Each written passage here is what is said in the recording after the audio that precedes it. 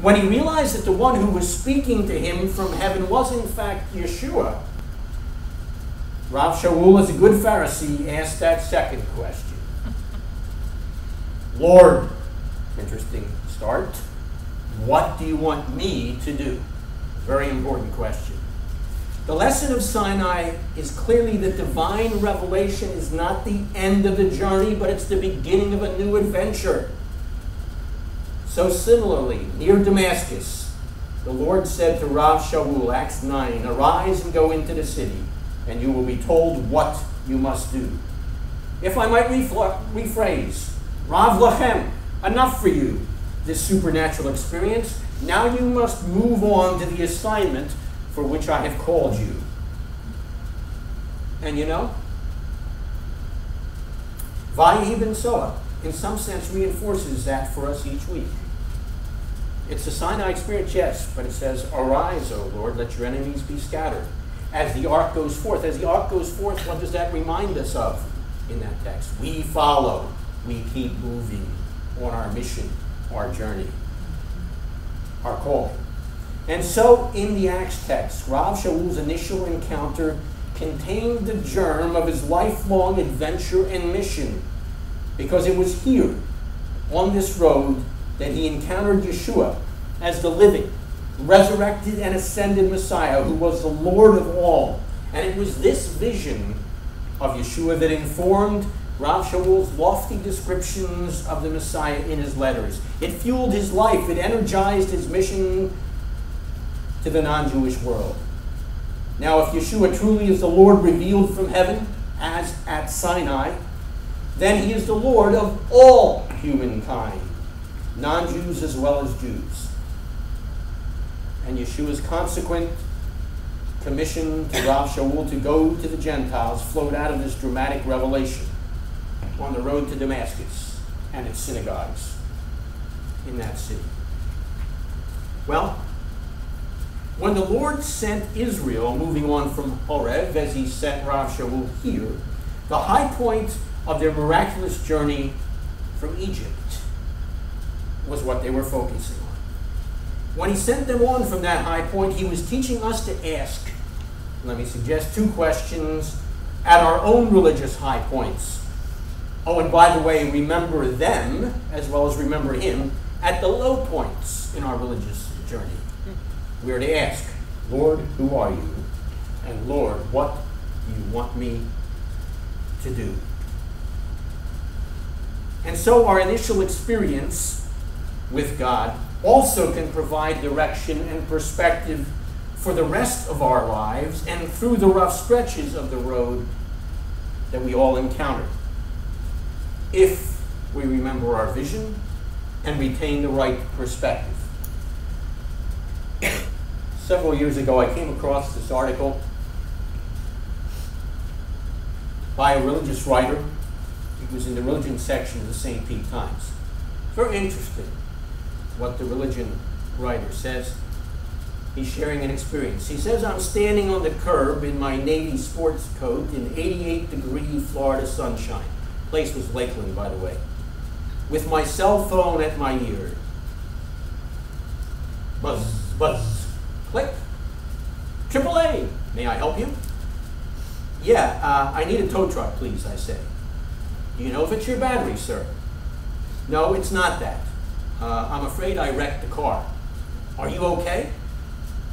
Yes, I say, disgusted. How bad is it? Bad enough. I thought it was a three-way stop, you see, and I was distracted because I was looking for a street.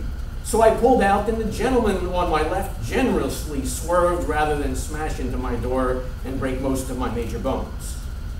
So instead, I buckled his quarter panel. Yes, sir, I suppose you got a ticket. You suppose correct. I snapped. First time in 20 years, first time I've been in a wreck in 30. This wasn't supposed to happen to me. Sir, I mean, it's been so long, I just figured if I were ever in a wreck, it would be the other guy's fault. It was such a stupid blunder, and it's not just me paying for it. Now I've messed someone else's property. It's humiliating, I sputter. Where are you located at, sir? I give the location, and I'm told it will be 45 minutes. You know that. 45 minutes, before the truck arrives.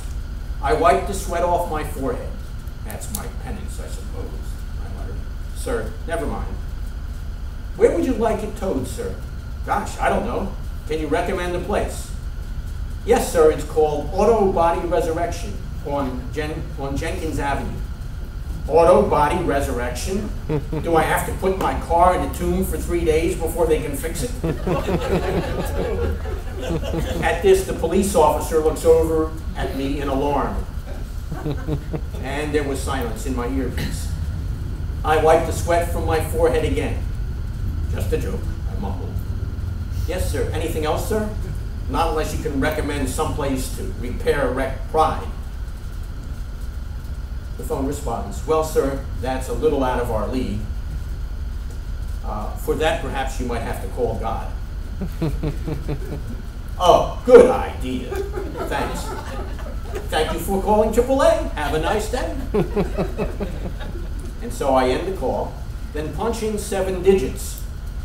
Good thing George Burns gave out his number in that movie. I'm glad you guys picked up on that. Click.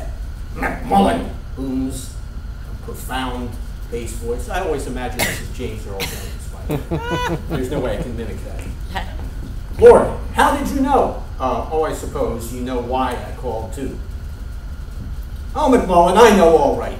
Listen closely. You weren't injured, were you? Guess who made the other guy swerve? You have another car in the garage you can drive while yours is fixed, don't you? Did you know the other guy doesn't have a second car and he'll be lucky to get $1,000 for this one? And all you can think about is how you're feeling. Humiliated. No, yes, I didn't. I stammered. Oh, and another thing. And now the voice gets a little softer. You went 30 years without a wreck. Oh, by the way, you remember that you're human. It should help with the pride. Yes, Lord, I murmur. I end the call. It will be 30 more minutes before the wrecker arrives. I pull off my coat, and a breeze blows through, cooling my forehead. I look up. Thanks, I say. I'm now ready to move on. It's quite clear for us as well that we're not to camp out in our initial experience or to spend the rest of our lives desperately trying to recover it, even during the low points and the car wrecks. Remember, after he commanded Israel to depart from Horeb, the Lord said, the last of the first set of verses Zach read, Deuteronomy 1:8, see, I give before you the land. In other words, I'm laying it right before you. So enter, take possession of the land. And you know, interestingly enough, just a couple weeks ago, the book of Numbers, Bamidbar, closes exactly the same way. Here's the land, take possession of it. This is why Moses reminded them in verses beyond where Zach read, verse 29, chapter 1. I said to them, don't be afraid. The Lord God is your leader, and he will fight for you with his mighty miracles, just as you saw him do in Egypt. And you know how he cared for you again and again here in the wilderness, just as a father cares for his child. The Lord our God, who had led our ancestors all the way and selected the best places for them to camp. By the way, it's for us as well, he says. And he guided them by a pillar of fire at night and a pillar of cloud during the day. The Lord God has given us this land, so go and possess it as he told us to. Don't be afraid. Don't even doubt. You see, the religious journey and adventure with God does not consist of a few dramatic encounters and experiences with God, stuffed between long detours through the wilderness. Rather, it can and should be a continuing walk. A continuing walk with him, launched by the divine encounter, perhaps fueled by other significant experiences, but always directed toward the God-given assignment that specially and significantly shapes our lives, whatever that assignment might be. It's as if God says to us, Rav Lachem, Enough staying for you. Now go, take possession of the territory I'm giving you.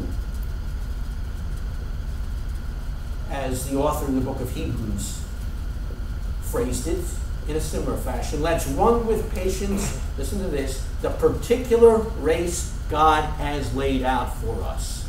The particular race God has laid out for us.